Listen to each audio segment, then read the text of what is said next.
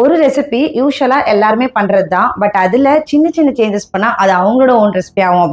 இந்த ரெசிபிக்கு என்ன பேர் வைக்கலாம் அப்படின்னு பார்த்தா பச்சை சாதம், பச்சை காய்கறி சாதம், என்ன வேணா வச்சுக்கலாம். இல்ல எல்லாரும் சொல்ற மாதிரி அதை நான் சொல்ல மாட்டேன். ஹாய், எல்லாருக்கும் வணக்கம். இன்னைக்கு நம்ம வீடியோவில் என்ன பார்க்க போறோம்னா ஒரு சூப்பரான ரெசிபி தான் பார்க்க போறோம். யூஸ்வலா பண்ற மெத்தட்லேயே குட்டி குட்டி சேஞ்சஸ்லாம் பண்ணானா அந்த டிஷ் எப்படி ஒரு புது டிஷ்ஷா மாறுது அப்படின்றத இன்னைக்கு நான் செஞ்சு உங்களுக்கு காட்ட போறேன். கண்டிப்பா வீடியோ ஸ்கிப் பண்ணாம ஃபுல்லா பாருங்க. இப்போ அந்த ரெசிபி எப்படி செய்யலாம்னு சொல்லி பார்க்கலாம் வாங்க. ஃபர்ஸ்ட் இந்த ரெசிபிக்கு என்னென்ன ஐட்டம்லாம் நான் எடுத்து வச்சிருக்கேன் பார்க்கலாம் வாங்க. எந்த ஒரு டிஷ் செஞ்சாலும் அது கொஞ்சம் பேலன்ஸ்டாக இருக்கிற மாதிரி பார்த்துக்கிறது ரொம்ப ரொம்ப முக்கியம். ஸோ நான் ப்ரோட்டீன், ஃபைபர் அந்த மாதிரி எல்லாமே இருக்கிற மாதிரி பார்த்துக்கிட்டேன் இந்த மீலில். இதுக்கு நான் ஃபைபருக்கு கேரட், பீன்ஸ் எடுத்துக்கிட்டேன். அண்ட் ப்ரோட்டீனுக்கு பச்சை பட்டாணி அண்ட் கொண்டக்கடலை ரெண்டுமே நைட்டே ஊற வச்சுட்டேன். அண்ட் ஆல்சோ சோயா சங்க்ஸும் ப்ரோட்டீனுக்கு கொஞ்சம் நிறையவே சுடுதண்ணியில் போட்டு ஃபில்டர் பண்ணி வச்சுக்கிட்டேன். அப்புறமா பேசிக்காக குக்கிங்க்கு தேவையான வெங்காயம், தக்காளி எல்லாமே கட் பண்ணி வச்சுருக்கேன்.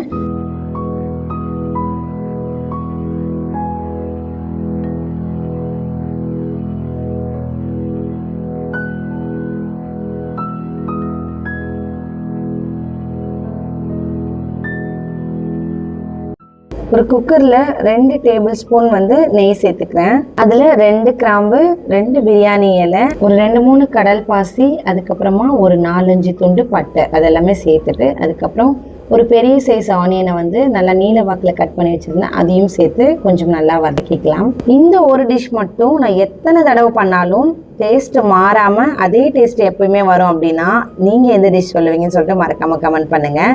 அண்ட் வெங்காயம் நல்லா ப்ரௌன் கலரில் வதங்கினதுக்கப்புறம் தக்காளி சேர்த்து நல்லா வதக்கிக்கலாம். எப்பயுமே உங்கள் குக்கிங்கில் நீங்கள் என்ன சமைச்சாலும் இந்த வெங்காயம், தக்காளி மட்டும் நல்லா வதக்கிட்டு அதுக்கப்புறம் சமைச்சு பாருங்களேன், அந்த டிஷ்ஷு சூப்பராக இருக்கும். இதுக்கு ஒரு சூப்பரான ஃப்ளேவர் கொடுக்கறது இப்போ நம்ம அரைக்க போகிறது தான். ஒரு மிக்சி ஜாரில் கொஞ்சமாக இஞ்சி, பூண்டு, அதுக்கப்புறம் பச்சை மிளகாய், அப்புறம் ஒரு கைப்பிடி அளவு கொத்தமல்லி, புதினா, அதுக்கப்புறம் ஒரு 4-5 கேஷ்யூ முந்திரி சேர்த்து நல்லா பேஸ்ட் மாதிரி அரைச்சிக்கலாம். ஒரு ரிச் டேஸ்ட்டுக்காக தான் முந்திரி சேர்க்குறோம். உங்களுக்கு தேவைப்படலைன்னா நீங்கள் முந்திரி இல்லாமல் கூட அரைச்சி இதில் சேர்த்து நல்லா கலந்து விட்டுக்கலாம். நீங்கள் இந்த பேஸ்ட்டை அரைச்சி இந்த வெங்காயம், தக்காளி கூட நல்லா வதக்கும் போதே வீடே ஒரே வாசனையாக இருக்கும். அந்த அளவுக்கு செம்மையான டேஸ்ட்டாக இருக்கும்.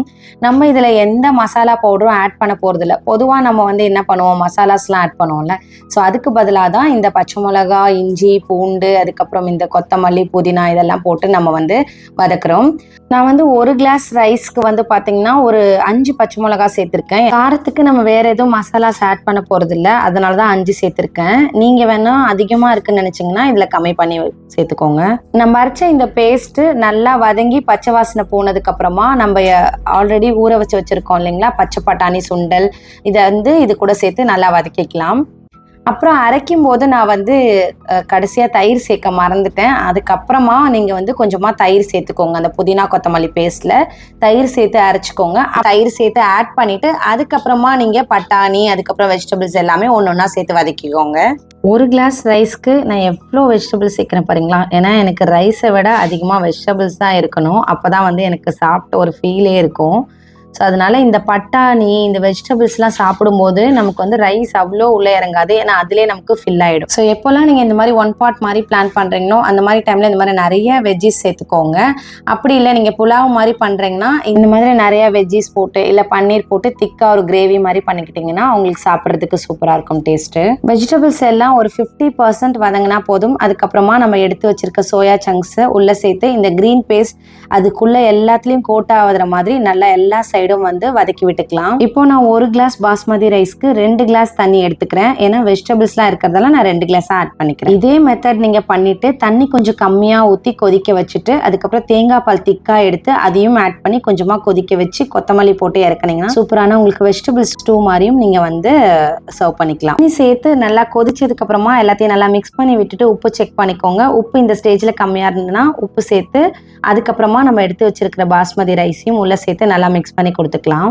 அப்புறம் உங்களோட எல்லாரோடையும் ஒரு முக்கியமான டிப்ஸ் வந்து ஷேர் பண்ணணும். நம்ம குக்கரில் என்ன குக் பண்ணாலும் அதில் இந்த ஓரங்களில் வந்து நம்ம லிட்டு போட்டு க்ளோஸ் பண்ணுறதுக்கு முன்னாடி இந்த ஓரங்களில் இருக்கிறத வந்து பார்த்திங்கன்னா ஏதாவது ஒரு நல்ல க்ளீனான துணி வச்சோ இல்லை டிஷ்யூ வச்சோ வந்து நல்லா தொடச்சி எடுத்துட்டு அதுக்கப்புறமா வந்து லிட்டு போட்டு க்ளோஸ் பண்ணி விசில் போடுங்க. ஏன்னா சம்டைம்ஸ் வந்து குக்கர் நமக்கு இந்த மாதிரி வெடிக்கிறது, விசில் வராமல் இருக்கிறது, ஏதாச்சும் பிரச்சனை வர்றதுக்கு இது கூட ஒரு ரீசனாக இருக்கும். ஸோ இதை வந்து ரெகுலராக வந்து செக் பண்ணிவிட்டு அதுக்கப்புறமா வந்து லிட் போட்டு க்ளோஸ் பண்ணிக்கோங்க. நான் யூஸ் பண்ணுற பாஸ்மதி ரைஸ் வந்து பார்த்திங்கன்னா ஒரு 10 மினிட்ஸ் ஊற வச்சாலே போதும். அதுக்கப்புறம் இந்த ரைஸு எல்லாத்தையும் உடையாமல் எல்லாத்தையும் சேர்த்து நல்லா ஒரு தடவை கலந்து விட்டுட்டு அதுக்கப்புறமா விசில் போட்டுக்கலாம்.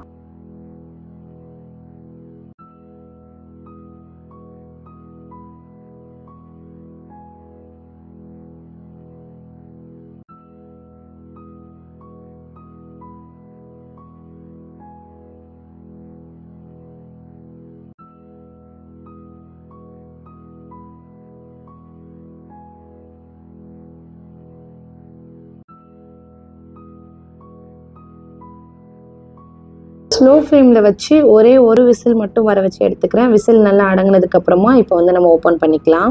என்னோடய பசங்க 2 பேருக்குமே நான் இதை ஃபஸ்ட் டைம் செஞ்சு கொடுக்கும்போது அவங்களுக்கு பிடிக்குமா என்னான்னு யோசிச்சுட்டு இருந்தேன். நான் மசாலா எதுவுமே நம்ம ஆட் பண்ணலை அப்படின்றதால. பட் உண்மையிலே சொல்கிறேன், டேஸ்ட்டு அட்டகாசமாக இருந்தது. நம்ம மசாலா பவுடர் எதுவுமே சேர்க்காமல் இருந்தாலும் நம்ம சேர்த்துருக்க அந்த புதினாவோட ஃப்ளேவர், கொத்தமல்லி, அப்புறம் இஞ்சி, பூண்டு, பச்சை மிளகா இது எல்லாமே சேர்ந்து ஒரு சூப்பரான ஒரு ஃப்ளேவர் வந்து இந்த டிஷ்க்கு கொடுக்குது. ஸோ இந்த மாதிரி ஒரு தடவை ட்ரை பண்ணுங்கள். எப்போதும் போல் யூஸ்வலாக செய்யாமல் இந்த மாதிரி ஒரு தடவை ட்ரை பண்ணி பாருங்கள். கண்டிப்பாக அது உங்களுக்கு ஒரு டிஃப்ரெண்ட்டான ஒரு ஃபுட்டு சாப்பிட்ட மாதிரி தான் ஃபீல் ஆகும்.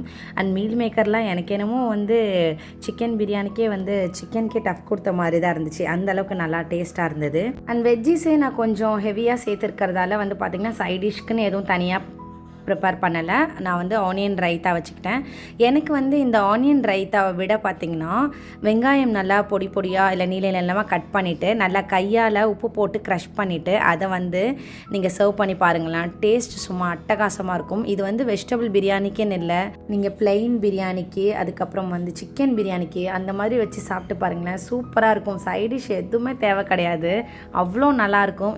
என்ன மாதிரி யாராவது இந்த மாதிரி ஆனியனை உப்பு போட்டு க்ரஷ் பண்ணி அதை மட்டுமே சைட் டிஷ்ஷாக வச்சு சாப்பிட்றவங்க யாராக இருந்தீங்கன்னா மறக்காம கமெண்ட்டில் சொல்லுங்கள். அப்படி நீங்கள் இதற்கு ட்ரை பண்ணனா இதை கண்டிப்பாக ட்ரை பண்ணுங்கள். ஹோப் இந்த டிஷ் உங்களுக்கு கண்டிப்பாக பிடிக்கும். கண்டிப்பாக ட்ரை பண்ணிவிட்டு எப்படி வந்துச்சு அப்படின்னு சொல்லிட்டு கமெண்ட் செக்ஷனில் ஷேர் பண்ணுங்கள். நீங்கள் இப்போ தான் நம்மளோட சேனலை ஃபஸ்ட் டைம் பார்க்குறீங்கன்னா மறக்காமல் நம்ம சாய் ஹோம் vlog சேனலை சப்ஸ்கிரைப் பண்ணி வச்சுக்கோங்க. நம்ம சேனலில் இந்த மாதிரி கண்டென்ட் மட்டும் இல்லாமல் நிறைய டிஃப்ரெண்ட் கைண்ட்ஸ் ஆஃப் கண்டென்ட் வந்து நம்ம அப்லோட் பண்ணிகிட்டு இருக்கோம். உங்களுக்கு யூஸ்ஃபுல்லான கண்டென்ட் ஏதாவது இருக்கான்னு கண்டிப்பாக நம்ம வீடியோஸ் போய் செக் பண்ணி பாருங்கள். அண்ட் வீடியோஸ் உங்களுக்கு எதாவது பிடிச்சிருந்தா உங்களுக்கு எந்த வீடியோ பிடிச்சிருக்கு அப்படின்னு சொல்லிட்டு கமெண்ட் செக்ஷனில் சொல்லுங்கள். பச்சை வெஜ் பிரியாணி சாப்பாடை கண்டிப்பாக நீங்கள் ட்ரை பண்ணுங்கள். நான் ஒரு சூப்பரான இன்ட்ரெஸ்டிங்கான விலாக்ல உங்களை பார்க்குறேன். அது வரைக்கும் டாடா பாய்.